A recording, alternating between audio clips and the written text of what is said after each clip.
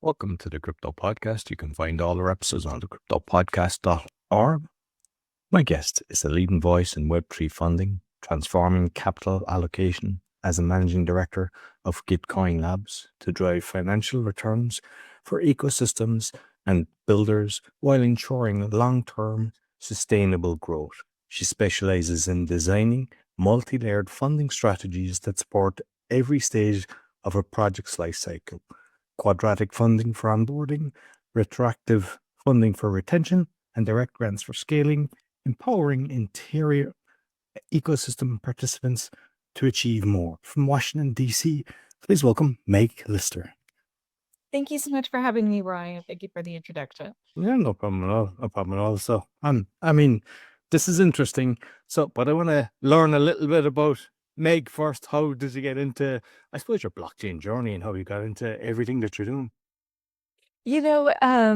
So many people have such interesting and inspiring journeys into the blockchain and crypto space. And I am totally not one of them. Every time someone asks me this question, I'm like, I wound up here almost by accident and wound up loving it. I came from a tech background and worked at an ad tech company for over 6 years. And got to a point where we were working very closely with some of the big tech giants and feeling really uncomfortable with the way big tech operated, particularly in the US and their relationships with their customers and data and privacy, all of that tangled web. And a friend said to me, well, hey, if you're really looking for change, if you really want to get out of this space and refocus on users and privacy, you should check out crypto.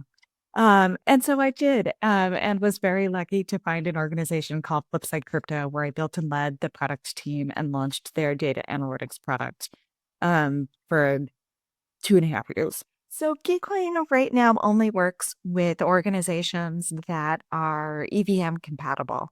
And this is for two reasons. One, because our tech is only EVM compatible right now, although we do hope to expand this in the future. And the second is really because of our roots in the Ethereum ecosystem and the grants program that we developed, the community that we developed of Ethereum builders. And we're real believers in the long-term strength of Ethereum and being big Ethereum champions.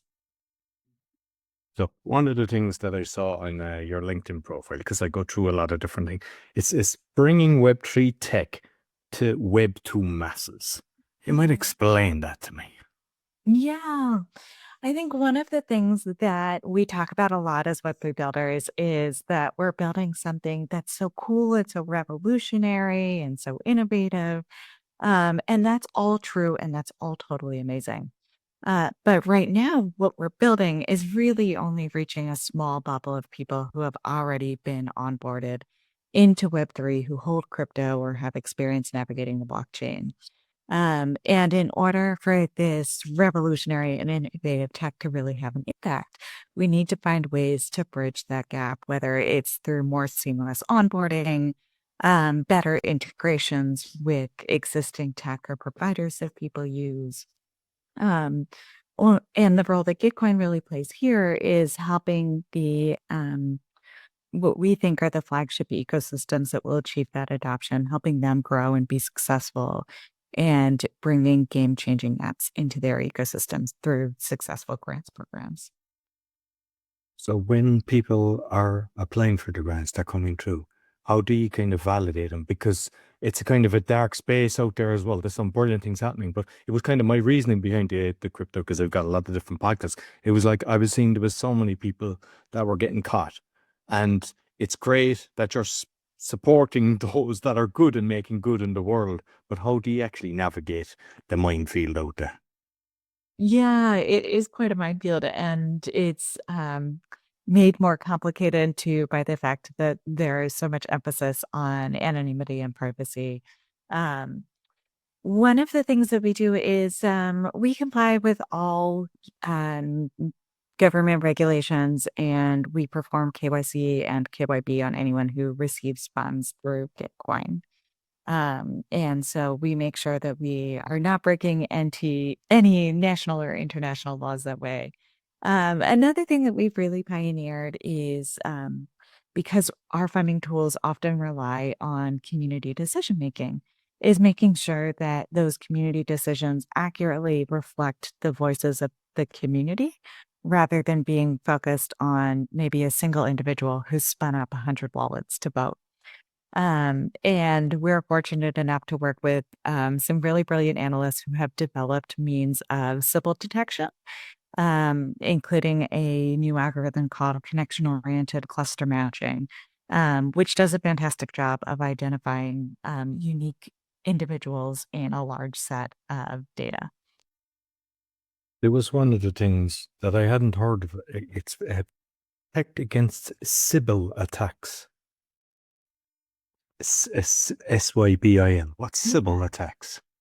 Oh, great question. I jumped right into that without even explaining to you what I was talking about. So civil attacks are a term that basically represents the idea that I am trying to amplify my voice by pretending to be multiple different people. And so it's kind of the other side of the one person, one vote equation. When someone is conducting a Sybil attack, what they typically do is they will spin up 10 different accounts or 10 different wallets, or maybe hundreds of different accounts or different wallets in an effort to make their vote as an individual count, 10 times or 100 times.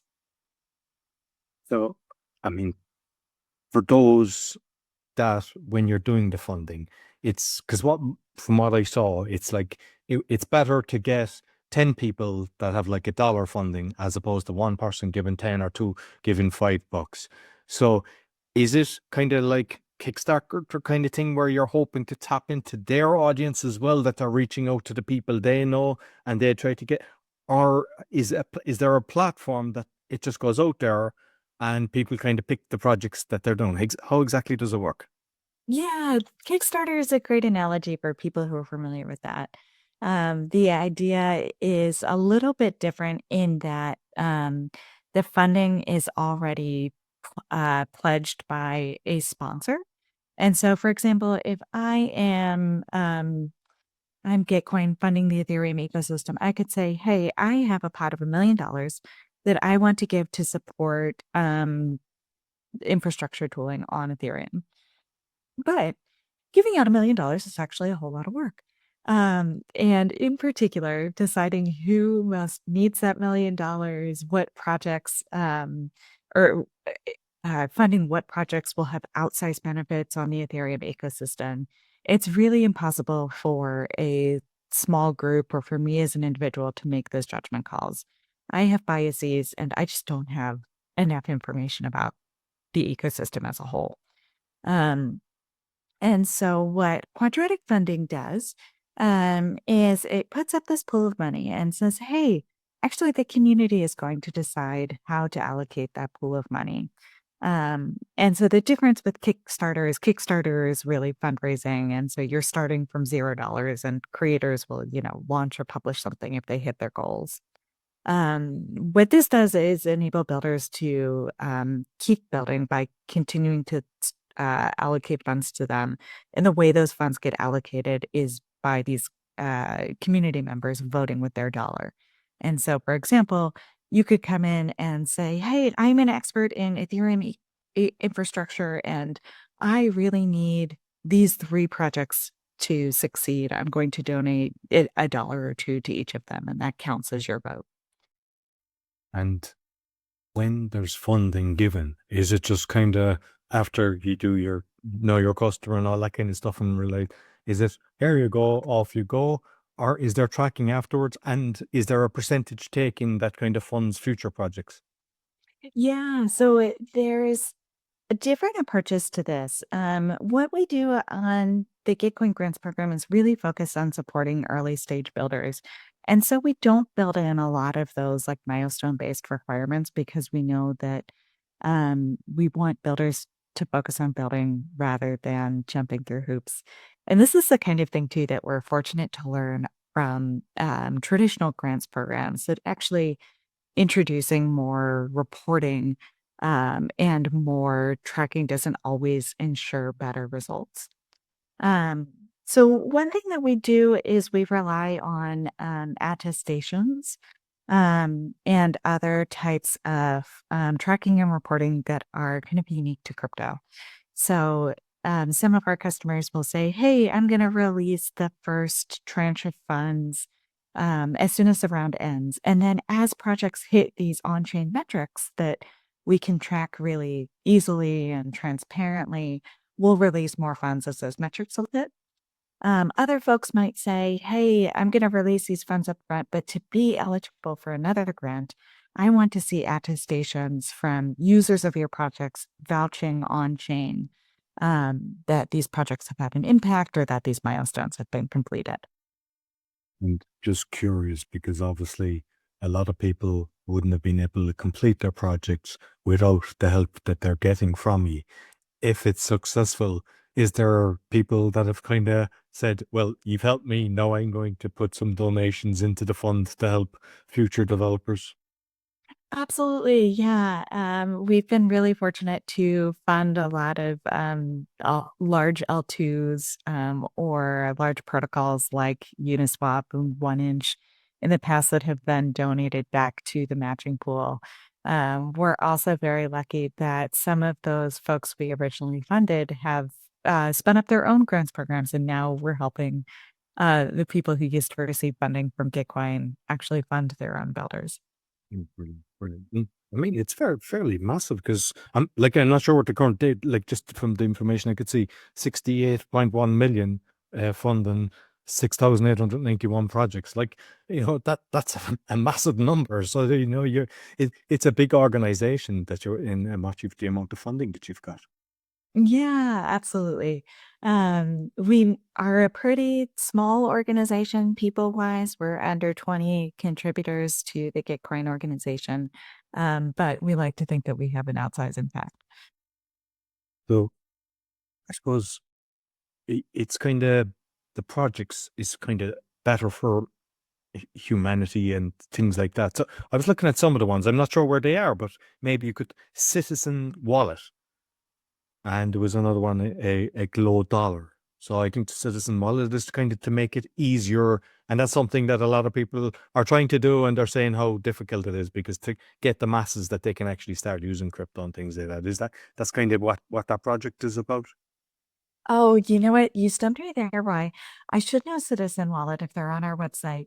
But as you mentioned, But there's so many, honestly. yeah. I was thinking that, yeah, because there's a load. But I suppose the beauty is that so I then, as say, if I was a donor, I can go in and are there ones that have already received donation, or is it when they're on the website then that you can go in and go, I'd like to back this project, say the Citizen Wallet? Yeah, so right now we are actually running one of those Gitcoin grants rounds that we still operate ourselves. And so you can go to grants.gitcoin.co and see all of the projects that are currently eligible for funding and are backed by those matching funds that I talked about. So could you give us maybe some examples of projects that have been successful? Yeah, so a lot of the folks that are now like household names in the Ethereum ecosystem started out as recipients of the Gitcoin Grants project. And so folks like Optimism, 1inch, Uniswap, um, educational projects like Bankless, all former projects. We also have folks in the um, uh, grants around right now, like Ethers.js, which is a very popular open source framework. Um, and Revoke.cash, another open source, very privacy focused framework that are pillars of the Ethereum ecosystem we continue to support. Bankless, right? Because I mean, I have a personal pet peeve. I bring it up a lot of the times with the likes of PayPal, and like, because sometimes depending on the currency you've it set at, they can take up to 10%. Our spread is like over 5%, which is disgusting as far as I'm concerned. When people are making payments that they're taking 10%. Then if you look at the likes of MasterCard and Visa taking 3%, so I'm always trying to look for projects that are able to rock the system, but because they're so big, they can kind of keep people out. So I'm not sure if bankless is something that's kind of affecting that. And if it's not, is there any projects that are kind of looking at kind of doing transactions without the massive fees that people are paying?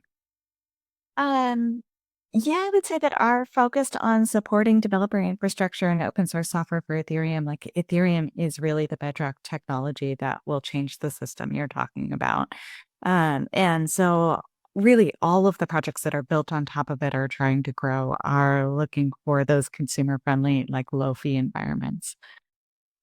Very good. Like DAO, decentralized autonomous organizations. So you might just touch on that as well, because that's something that you're covering. Yeah. Yeah, so we work with many DAOs. DAOs are a really unique feature of crypto, where when governance tokens are released, the holders of those governance tokens become members of the DAO and have direct influence over the actions of the organization. Gitcoin actually transitioned from being a centralized and traditional company into becoming a DAO because the grants program had gotten so popular. And just like some of the conversations we had earlier about the challenges of making all of the decisions in a really kind of small group or centralized way, there were so many opinions and really like educated and valued stakeholders that Gitcoin wanted to get a seat at the table at how to run the grants program. And so they issued a governance token, and the holders of those governance tokens have the power to do things like approve the funding for each round, approve the focus and the structure for each round, or even to raise appeals on what projects should and shouldn't be funded. And when people are kind of making their vote with their, I'm assuming it's without any VAT and stuff like that, because I just see if someone says making donations to Patreon and things like that, I see they're charging their 23% VAT, stuff like that. But for situations like that, when they're putting money, I presume there's no VAT applicable. No, there's not. No. Yeah, because I know that annoys people that are paying tax. What about any NFTs? Is there any NFT projects? Um, that's a great question. We don't currently have any projects running specific or any grants funds running specifically to support creators or NFT projects. Um, but that could always happen in the future. I saw there's a few of I forget the names now, but there was a few that were kind of charity based, and maybe there was previous ones. And why I kind of like to see that, well, I think when you're doing it through blockchain, there's full traceability. Whereas, I mean, I had written about it before, but with some of the charities, and just like they keep 99% of the money for admin, and even big organizations like Clinton Fund, 3% goes to the charity. And it's like, when I see that, it's like, so with the charity ones that like, I'm assuming that's how it's going to work, is when there's full traceability, like people accept you can have an admin, there's, I'm assuming 10-15% they don't understand, because you don't expect people to work for nothing to be doing all the organization and everything like that. But if it's 97%, you're not going to be giving your money. So with the projects for kind of charities, have you seen, are any of them at a stage that are working, or are they just kind of receiving grants at the moment? So we have worked with a couple of nonprofit organizations or charities in the past that wanted to start experimenting with crypto and blockchain for exactly the reasons that you outline. And so we worked with the American Cancer Society as well as UNICEF.